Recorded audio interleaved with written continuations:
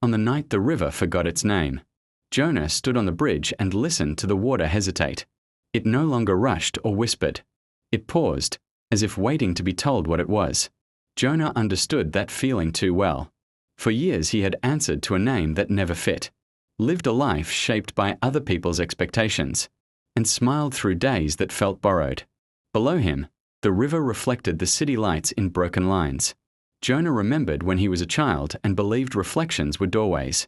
He once tried to step into one and nearly drowned. The memory made him laugh softly, and the sound startled the water. The river shivered.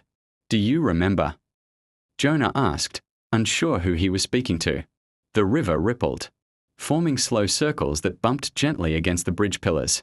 Images surfaced: muddy banks, bare feet, laughter, hands skimming the surface. Jonah felt the weight in his chest loosen. The river had not forgotten its name. It had forgotten its voice. Jonah took off his shoes and placed them neatly on the bridge. The night air was cold, but honest. He climbed over the rail and lowered himself until his feet touched the water. It was warmer than he expected. The river hummed, low and uncertain. He spoke then, not loudly, not clearly, but truthfully. He told the river who he was when no one was watching. He told it about fear and wanting and the quiet bravery of staying alive. The river listened. It began to move again.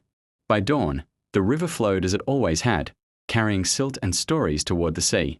Jonah walked home barefoot, wet, and lighter. He did not change his name that day, but he finally learned how to say it aloud. Weeks later, people swore the river sounded different. Softer in the mornings, stronger after rain. Jonah noticed it too. Sometimes, standing on the same bridge, he felt the current recognize him. He would nod, as if greeting an old friend who shared a secret. Life did not become easier. Bills arrived. Days blurred. But beneath it all, something steady moved. When doubt returned, Jonah closed his eyes and remembered water that waited, and a voice that learned it could return. He breathed, stepped forward, and let the current carry the rest. The river kept moving, and so did he. Not because he was certain, but because moving was finally enough.